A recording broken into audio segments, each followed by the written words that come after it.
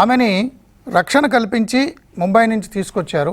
Hyderabad airport నుంచి రక్షణగా విజయవాడ తీసుకెళ్లారు.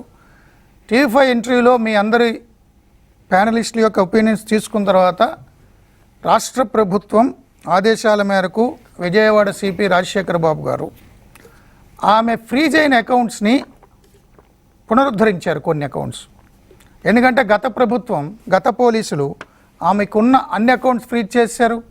ఆమె డివైస్లన్నీ తీసేసుకున్నారు. ఆమె ఇంటిని కూడా సీజ్ చేశారు.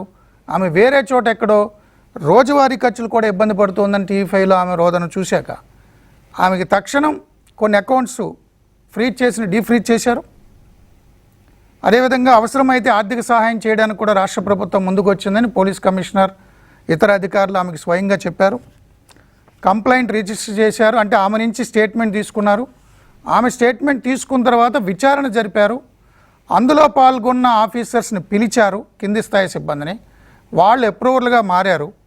వాళ్ళు అప్రూవర్గా మారిన నేపథ్యంలోనే టికెట్లు ముందు రోజు బుక్ చేయడం, అదే రోజు 6:30 కంప్లైంట్ ఇస్తే అదే రోజు వీళ్ళు వెళ్ళడం, అక్కడ డాక్యుమెంట్స్ తీసుకోవడం, డాక్యుమెంట్స్ ఫోర్జరీ చేయడం, ఆమె ఆధార్ కార్డు ఫోర్జరీ చేసి డాక్యుమెంట్లు తీసుకోవడం, ఎవరినైతే సాక్షులుగా పెట్టారో వైసీపీ కుక్కల విద్యాసాగర్ అనుచరులు వాళ్ళతో కూడా మాట్లాడితే మాకు సంబంధం లేదు, ఆమె ఎవరో మాకు తెలియదు, ఆమె మాకు 5 లక్షలు తీసుకుని అమ్ముతాను అనలేదు అని వారు కూడా తప్పు డాక్యుమెంట్లు పెట్టారని వాళ్ళ నుంచి కూడా విట్నెస్ తీసుకున్నారు.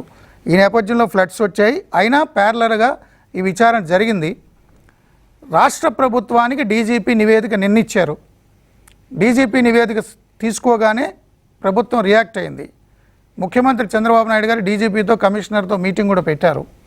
ఈరోజు ఆమెని ఇబ్రహీంపట్నం పిఎస్కి తీసుకెళ్ళి కంప్లైంట్ అఫీషియల్ ఎఫ్ఐఆర్ రిజిస్టర్ చేస్తున్నారు. కానీ మీరన్నట్టుగా డిఓపిటీకి ఇప్పటికే సమాచారం ఇచ్చింది రాష్ట్ర ప్రభుత్వం, ఈ ముగ్గురు ఐపీఎస్ అధికారులు ఏం చేశారు అని.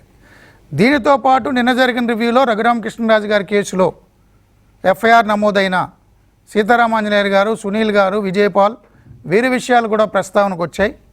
దానితో పాటు మరికొన్ని కేసుల్లో కూడా అక్రమంగా పనిచేసిన ఐఏఎస్ ఐపీఎస్ అధికారుల మీద కూడా చర్యలకి ఉపక్రమణ జరిగింది.